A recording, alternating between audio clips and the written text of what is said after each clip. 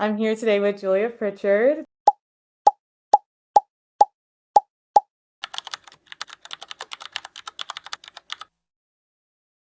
Your first year, how prepared did you feel walking in? Looking back, would you have changed anything?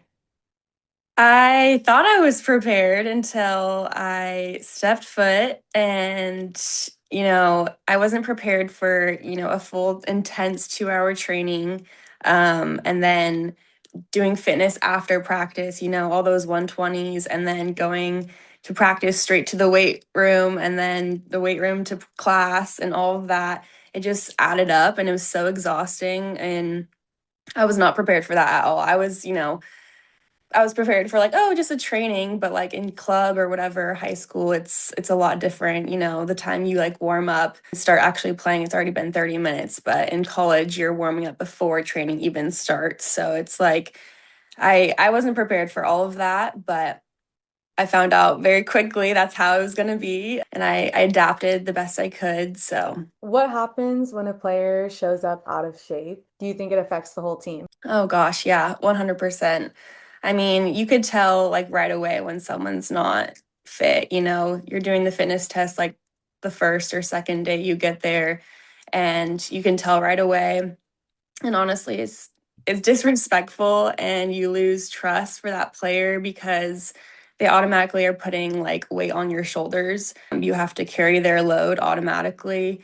And while you were working hard in summer and like busting your ass for season, they were slacking off and not prepared. And yeah, it totally like throws off the whole like rhythm of the team too. And it's just, yeah, it's overall like not a good look at all. And you lose a lot of respect and trust for that player. And same with the coaches. I'm sure they're thinking the same thing. They lose a lot of trust for that player and they probably won't want to play them. Did being fit make you more confident going into training? Yes, 100%. After my freshman year, I was like, okay, I need to switch up my summer training. Yeah, coming in fit definitely helps, instead of worrying about trying to catch your breath in a drill or something and you're just like bent over exhausted, you're fit and you're ready for the next rep, and it makes you focus on your footwork rather than like your breathing. And so ultimately you're just getting more touches on the ball and you're getting more comfortable on the ball, and ultimately you're just going to play better and you're going to be more confident. And then the coaches will see that and they'll throw you in the game and they'll trust you to play 90 minutes, and then you're off to the races. Did being more fit earn trust from coaches or teammates in college? Like I said earlier, if you come in prepared, fit, that's that's automatic. Like, okay, we trust her. We're gonna possibly throw her in the game. Coaches see you, and like I said, the first impression is that fitness test. And if you pass that test, they're like, okay, that's great. Like we haven't seen her play yet, but honestly, like I rather put in her someone who's like 90-minute fit versus someone who can't even pass the second lap in a fitness test. So I think it's huge and you earn a lot of respect and trust, like I said earlier, if you come in fit. So that's a huge part because like I said, that's the first thing you do when you get into college is run that fitness test. And so that's kind of like your first impression. Yeah, I agree. I think it's also just like if you don't come in, it takes more time. It could take you 3 weeks to get adjusted to the level. And then Hmm. those girls are more likely to start playing over you rather than like if you come in fit, you can get that opportunity from the jump and that can put you ahead. It already puts you ahead automatically. And it's honestly the easiest way to, make that first impression because, yeah, I mean, you're going to be nervous no matter what, but like, it's, you can't really be nervous running like laps around a track. Like, that's pretty simple. But if they tell you to score in the like upper left corner of the goal, like, that's going to be a lot harder. You know what I mean? So, like, fitness test is just, if you're prepared and you can tackle that, that's already like, yeah, you're already way ahead of those who didn't come in prepared. What role does mentality play during conditioning and how much is mental versus physical? Mental, it's like probably 60% mental and 40% physical. You know, during fitness, eventually you're going to get gas. No matter how fit you are, you're going to get gas. But like that's when your like mentality comes in. If you are mentally tough, you can push through. If you've already completed 6 120s, you can get to 10. It's all mental at that point. And I think that's one of the biggest things I learned in college is like building like my mentality over time because it's huge. And I didn't realize that going into college. I thought, I'm going to be super fit and I need to like juggle a bunch and, get all my touches. But you have to be mentally tough because if you're not mentally tough, like in trainings and, fitness, then you're not going to be able to be mentally tough in a game, especially when it goes over 90 minutes. I think that's huge. And being able to, push your team to get past that point too, I think is huge because a lot of people crumble, especially their freshman year. They have no idea as well, and it's like a big change.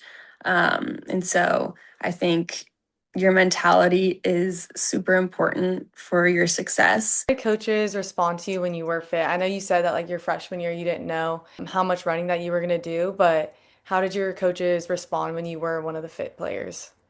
I think, just the relationship was just started to build and it got stronger and stronger over the years. They started to trust me more and it wasn't always so serious. They weren't they weren't yelling at me as much.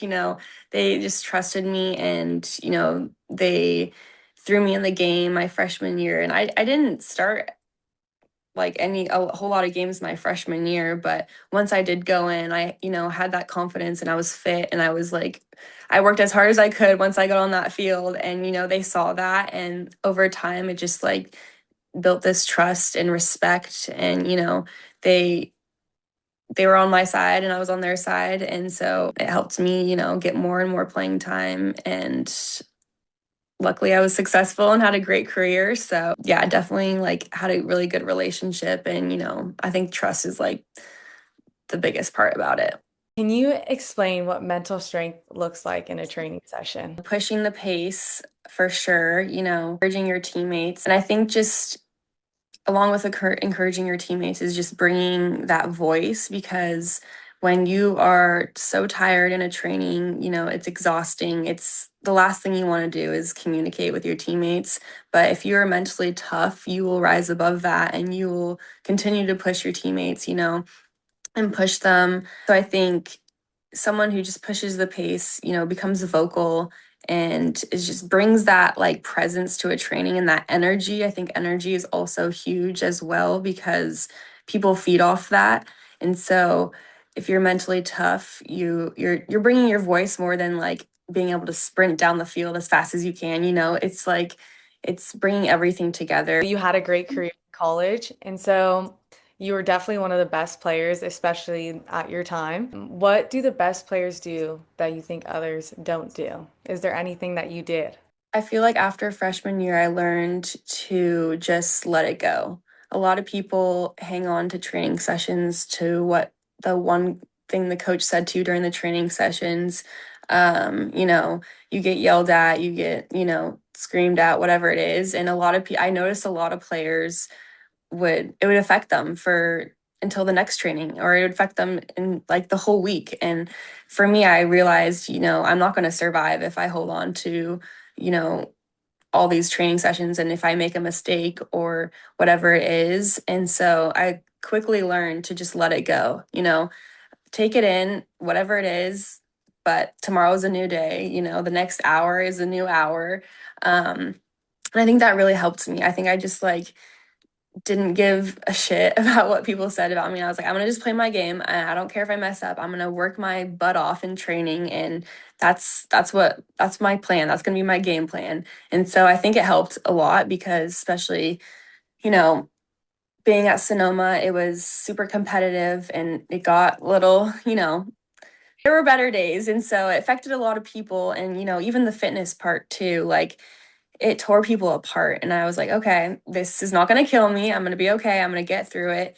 And so I think that might separate myself from other people is just knowing to let it go and not like get in my head about it and not overthink, shoot, like I did so bad today. Like, oh God, I'm a bad player. I'm a bad leader. Like, I just learned to just let it go and cut it off. And like, hey, it's fine. Today is not going to define me as a person or a player. So I think that's maybe like what separates me and what helps me like get through Sonoma State, successfully. You were part of three championships at Sonoma State. Obviously, you had a lot of great players around you. You were one of the best, but you had a lot of great players around you. And so, what characteristics really stood out to you with some of the best players that you were playing with at that time?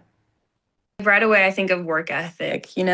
I looked up to those who just worked their butt off and who was just like drenched in sweat at the end of every single training. I just think of Margie right now. I didn't play with her, but she would hop in some training sometimes when I was there, and she was just a workhorse. And I love that and I value that because if someone works hard, like I respect working hard more than talent, honestly. Like I don't care if they are going to, combine 10 passes and then like score a bang or whatever, that's great. But if someone is like messes up and works their butt off to get the ball back, like I value that and I love that in a player. And, you know, there's been so many times where people just take that for granted and they're like, oh well, I can do this better, and they think their talent is just gonna like ride with them throughout college, but that's not the case. You have to work hard, and like I said, if you work hard, that's just gonna gain, respect and trust for your teammates and your coaches. So I think like work ethic is like the first thing I think of.